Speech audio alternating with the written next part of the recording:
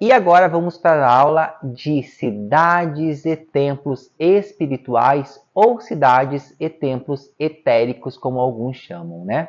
Vamos entender sobre essa cidade, sobre esses templos, né? Aprofundar um pouco mais esse sentido. Então, existem inúmeras cidades e templos espirituais, assim como as civilizações intraoceânicas e as intraterrenas, tá? Então, existem os templos etéricos, né, que estão em outras dimensões, e existem as cidades e civilizações intraterrenas, que estão ali no núcleo da Terra, tá? Assim como a intraoceânica, que estão embaixo do mar. Muitas delas estão em outras dimensões, tá? Estão em dimensões ali, frequências etéricas. Então, por isso que muitas vezes a gente não encontra, mas algumas estão a nível físico também, tá? As cidades intraterrenas e intraoceânicas representam as antigas civilizações dos lemurianos e atlantes. Então, é a antiga civilização tanto de Lemúria quanto de Atlantes. Essa civilização que foi dizimada aí, né? Então, eles tiveram que ir para outros lugares. Muitos foram para as intraoceânicas e outras para as intraterrenas, principalmente os lemurianos, tá? Aqui já vou puxar um parênteses para quem conhece, quem já leu, ou para quem não conhece, tem uma trilogia de livros chamada Telos, tá? Telos, anotem aí. É muito interessante para a gente entender sobre essas comunidades, sobre essas civilizações intraterrenas. Conta ali toda a trajetória dos lemurianos, tá? E como funciona o governo, a organização, ali a concepção também de seres, é muito interessante. Então, uma trilogia que vai despertar muito a sua consciência, tá? Vale aí, fica a dica então, se vocês ainda não leram, lê essa trilogia. E para quem já leu, releia de volta, porque cada vez que você for ler, amplia mais a sua consciência, tá? Então, como eu vinha falando, essas antigas civilizações, tanto lemurianas quanto atlantes, que no passado se refugiaram nas profundezas para escapar da submersão, tá? As cidades intraterrenas possuem apenas uma pequena parte física material, tá? A maior parte é etérica e representa a moradia de seres do passado da Terra. Então, assim, essas cidades, tanto intraoceânicas quanto intraterrenas, elas possuem até uma parte física, mas a grande parte é etérica, está numa outra frequência vibratória, tá? Algumas civilizações possuem mais de 40 mil anos em realidades intraterrenas, outras muito mais. Então, essas civilizações elas já existem há muitos anos. São de antigos povos que viveram no Egito, né, na antiga Babilônia. Então, que eles foram, para não ser dizimados, né, devido às catástrofes que aconteceram, eles foram para esses lugares, ou bases intraoceânicas ou intraterrenas, tá? Nos templos, geralmente habitam os mestres estelares. Já nas cidades, a maior parte são de civilizações antigas da Terra. Então, geralmente, nesses templos etéricos estão os mestres ascensionados, a grande fraternidade branca, né? E já nessas cidades, nas cidades, né, estão as civilizações antigas aqui da Terra, tá? Então, tem essa diferença entre uma e outra. Os templos e cidades espirituais representam realidades paralelas muito importantes para todos nós, tá? Pois normalmente temos contato com elas durante meditações ou durante o sono. Então nós acabamos aí durante o sono, durante meditações, a gente acaba visitando essas cidades, tá? Como eu já disse aqui mesmo no curso, nosso corpo emocional, nosso corpo energético, nosso corpo espiritual, ele está em outra frequência. Então ele consegue adentrar essas cidades, né? Principalmente quando a gente está com os nossos mentores, com os nossos guias espirituais. Eles nos matriculam nessas cidades, porque todas essas cidades, sejam intraoceânicas, intraterrenas, ou seja, etéricas, em outra realidade, elas têm universidades, faculdades, escolas iniciáticas. Então a gente consegue visitar durante o sono essas faculdades. Vocês percebem, voltando um gancho lá, a aula sobre rotina espiritual, a importância da gente dormir bem, da gente ter esse sono profundo, para que a gente possa adentrar essas realidades, tá? E vir de lá com uma bagagem de conhecimentos e de orientações. Então vamos lá, a humanidade só pode ter acesso à medida que a sua energia seja equilibrada para tal frequência. Isso também é importante. Por isso que é importante a gente vibrar no bem-estar, na harmonia, para que a gente vá dormir e esteja ali numa frequência adequada para poder visitar essas cidades e templos etéricos, tá? Ao entrar em conexão com o nosso mentor, teremos a capacidade, mediante o merecimento e o despertar espiritual, de adentrar essas cidades e templos etéricos, tá? Para estudar. Então vai muito do nosso merecimento, de como a gente passa o dia ali, né? Se a gente, imagine, você passa o dia inteiro num pico de estresse. Você vai dormir estressado, pensando no boleto, pensando nisso, pensando naquilo, o teu sono vai ser conturbado. Geralmente você vai lá para umbral e você não vai para cidades etéricas aí, né? Como Shambhala e tudo mais, tá? Shambhala, nosso lar, Aruanda. Então por isso a importância de novo, bem-estar, equilíbrio do corpo, né? Cuidar primeiro dessas necessidades básicas para que a gente possa começar a pensar nessas realidades etéricas, tá? Então a primeira cidade que a gente vai falar vai ser sobre Aruanda, a famosa Aruanda, né? Aruanda, ela orbita o planeta Terra, tá? Ela representa em especial o desenvolvimento espiritual do Brasil com as diferentes escolas espirituais. Então, por que Umbanda representa... Não é que ela... Pessoas de outros países, outras regiões, até vão para Aruanda. Mas Aruanda, ela representa muito esse desenvolvimento espiritual do Brasil, porque aqui tem as escolas iniciáticas, e que são o Candomblé, a Umbanda, o Kardecismo. Essas escolas iniciáticas são muito fortes aqui. Então a gente tem esse conhecimento desses tipos de mestres, mentores, que habitam a Aruanda. Então, por isso que a gente vai para Aruanda.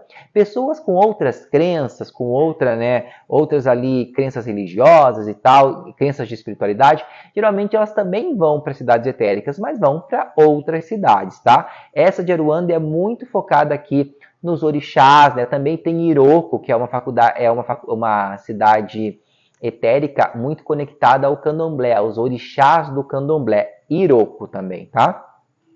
Então, em Aruanda tem muitas universidades, né, que realizam atividades ligadas ao despertar da alma, ao despertar da consciência, ao despertar espiritual, tá? Tanto para aquelas pessoas que residem lá em Aruanda, aqueles mestres, as pessoas que desencarnaram e foram para Aruanda, quanto pessoas que vão fazer visita a Aruanda, tá? Como a gente durante o sono ou projeção astral, tá? Muitos dos nossos mentores e guias espirituais que atuam no planeta Terra, através de corporações, canalizações, comunicações, eles habitam Aruanda, tá? Eles moram em Aruanda. Gente, uma outra forma da gente pensar em Aruanda, pense Aruanda como uma grande nave, tá? Uma grande nave gigante que está cheia de seres, cheia de consciências, onde tem faculdade, onde tem ali muitas bibliotecas, né? Tem muitos ministérios, tá? Então pense Aruanda com uma nave que está orbitando o planeta Terra, tá? E Aruanda possui conexões com outras cidades etéricas também. Ela tem como se fosse canais, portais que vão para outras cidades, como Shambhala, como a Cúpula de Cristal, tá? Então todas elas se conectam, tá? Todos os mestres se conectam entre outros, como se fosse a nossa cidade, tá? Como se fosse as nossas cidades, a gente tem uma estrada que vai até outra, só que lá são portais muito rápidos, aonde eles vão de uma cidade para outra, tá? Outra cidade que a gente tem também é o Templo dos 22 Raios, tá? Esse templo fica totalmente no plano astral, tá? Ele possui diferentes frequências, que vai de quinta a nona dimensão, tá? E ele está localizado na Amazônia brasileira, tá? Esse Templo dos 22 Raios fica na Amazônia brasileira. Ele representa uma embaixada dos mestres da Fraternidade Branca. Então, muitos dos mestres da Fraternidade Branca habitam o Templo dos 22 Raios. A sua base intraterrena tem cerca de 35 quilômetros de profundidade da crosta terrestre. Então, ela está 35 quilômetros abaixo da crosta terrestre. Lembra, no plano etérico, tá? As principais universidades do processo evolutivo e ascensional da alma encontram-se nesse templo, tá? E o templo dos 22 raios está sob a coordenação do mestre Siddhartha Gautama, tá? É ele que organiza, ele que gerencia essa cidade etérica, tá? que junto com outros mestres também dos 12 raios administra a cidade, mas ele que é o grande coordenador do Templo dos 22 raios, tá? O Templo dos 22 raios também possui conexão com outras cidades etéricas, tá? Vamos falar de uma cidade espiritual bem famosa chamada Shambhala. Todo mundo já deve ter ouvido falar sobre Shambhala, tá? Ela se encontra no plano astral, no centro da Terra. Ela está próxima ao Sol interno da Terra. Então, ela é muito conectada também com Agartha, tá? São as duas cidades que são bem conectadas. Às vezes elas até se infundem, parecendo que é a mesma, tá?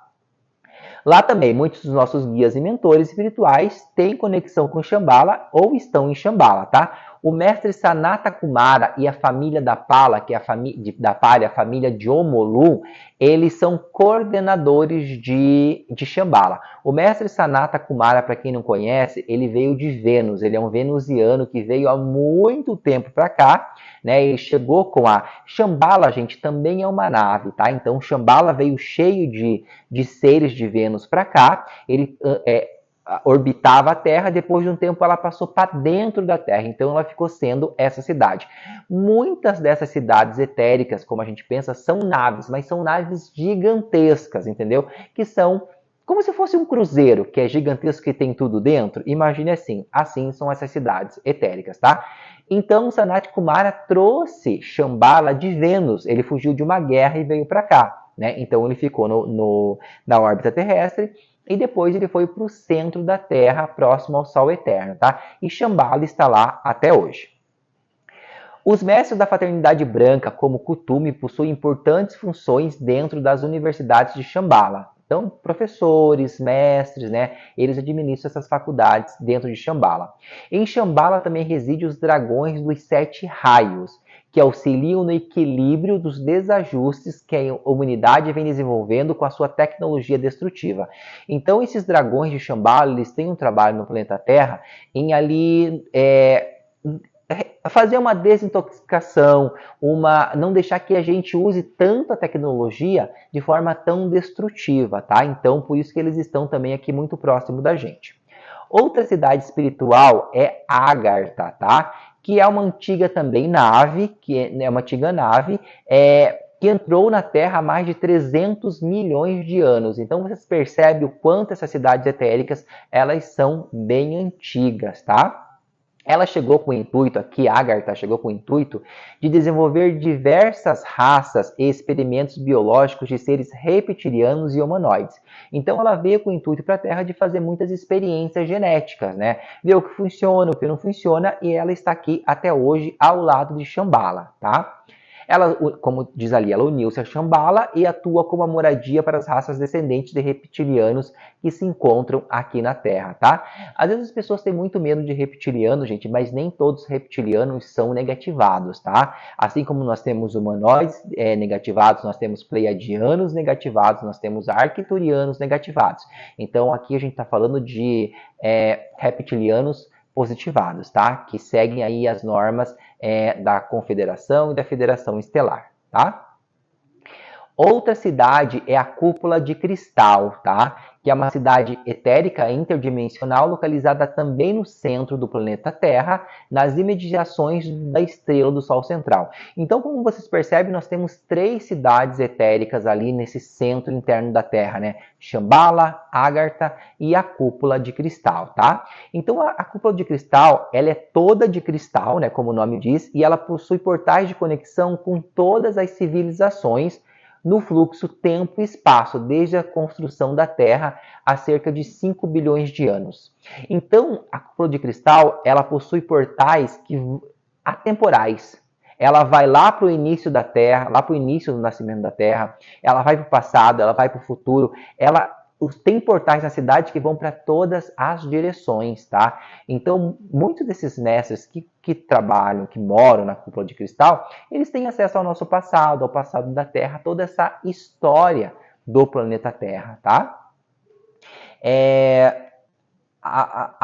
Isso mesmo. É um gigantesco portal no tempo e espaço que permite conexões com diferentes cidades e civilizações que a Terra já teve e ainda vai ter. Vocês conseguem perceber isso? Então, a cúpula de cristal, ela tem conexão com cidades cidades e templos que ainda vão vir para a Terra, porque é totalmente atemporal o tempo. Essa questão do tempo aqui, desse tempo passado, presente e futuro, esse tempo linear é algo da Terra, é algo da terceira dimensão. Outras dimensões, o tempo é não linear, não existe passado, presente e futuro. Tudo está coexistindo ao mesmo tempo. Então, por isso que a cúpula de cristal consegue, né, adentrar esses portais aí totalmente atemporais. Passado, presente e futuro que a gente ainda nem viveu e nem sabe o que vai acontecer, tá? Através da cúpula de cristal, seus habitantes e mestres realizam pesquisa no fluxo temporal, incluindo verificações de processos encarnacionais. Então, por exemplo, na apometria a gente trabalha muito acessando realidades paralelas para trabalhar uma questão kármica, uma questão que aconteceu lá em outra realidade, lá em outro tempo, né? Então, através da cúpula de cristal é possível, digamos, ir lá visitar um Fernando que viveu no ano 50, né? Resgatar algum contrato dele para que isso venha reverberar nessa vida presente, tá? Então, muitas dessas entidades, elas conseguem adentrar esses canais, esses portais atemporais, tá? E aí a gente vai falar de Nosso Lar, né? Essa cidade espiritual bem famosa, que ficou bem famosa através dos livros do Chico Xavier, do filme também, né? A cidade do Nosso Lar tem como função primordial receber pessoas que passam pelo processo físico aqui na Terra, de morte ou desencarne, tá? Geralmente, para o nosso lar, gente, vão as pessoas que desencarnam, que estão muito ligadas ao corpo ainda, que não tem muita consciência desse despertar, não tem muita consciência dos comandos estelares, não tem conhecimento das cidades etéricas, então elas vão diretamente para o umbral, porque elas estão muito apegadas ao corpo, muito apegadas à vida aqui na Terra. Então elas vão para o umbral. Aí o nosso lar é como se fosse um hospital de resgate do umbral, que é onde o Exu Morcego está. Ele está num pronto-socorro no umbral, ele caminha essas pessoas que desencarnaram, vai, resgata essas pessoas e manda para nosso lar, manda para outras N colônias que tem, muito parecidas com o nosso lar aqui na Terra, tá? Então, é um lugar, um espaço, né, representa um hospital de auxílio e resgate da consciência de almas. Como você percebe, então, nosso lar é um hospital. Lá no umbral, o Exu Morcego tem um pronto-socorro. É aquelas almas que chegam toda, né, estraçalhadas, com o perispírito todo perfurado, todo bichado, vamos dizer assim, né, vamos usar esse termo. Eles vão para o pronto-socorro do morcego, né? Cuido, a Dama da Noite também trabalha lá, que é uma pombagira que eu trabalho. Ela também faz todo esse cuidado, eles fazem esse primeiro resgate e depois é encaminhado para nosso lar ou para outras colônias espirituais, tá? Nosso lar tem cerca de 400 quilômetros de diâmetro e orbita o planeta Terra. Então, por isso que ele é uma nave, né? Nosso lar também entenda como uma nave. Entenda como um grande cruzeiro. Acho que fica melhor para entender que tem hospital, tem restaurante, tem clínicas, tem várias coisas dentro de nosso lar, tá? A gente fala que é uma cidade espiritual para se ter um entendimento, mas ela fica orbitando, tá? Então, é como se fosse uma nave, é como se fosse um navio, tá? Que se navega. Então, o nosso lar ele prepara as almas para deixar a Terra ou ajudá-las no processo reencarnacional, quando elas necessitam ainda regressar devido às suas crenças, dharmas, karmas e apegos. Então, quem vai para o nosso lar são aquelas. O nosso lar é como se fosse um espaço transitório. Lá tem pessoas que vão para outros planetas. Tem pessoas que vão ter que voltar para a Terra porque ainda tem karmas, tem crenças, tem apegos, né? Tem pessoas que vão para as naves estelares. Então, nosso lar funciona como se fosse uma rodoviária, vamos dizer assim, aonde ele cuida das pessoas, trata as pessoas e daí as pessoas seguem para os seus destinos, tá? Então, assim, muitas pessoas falam, eu quero ficar em nosso lar. Nosso lar não é algo tão bom assim como se fala, tá? Existe, gente, cidades, dimensões muito mais evoluídas, com muito mais frequências elevadas da alma, tá? Essa cidade, como os muito pensam, então não é. E outra coisa, nosso lar não é uma parada obrigatória.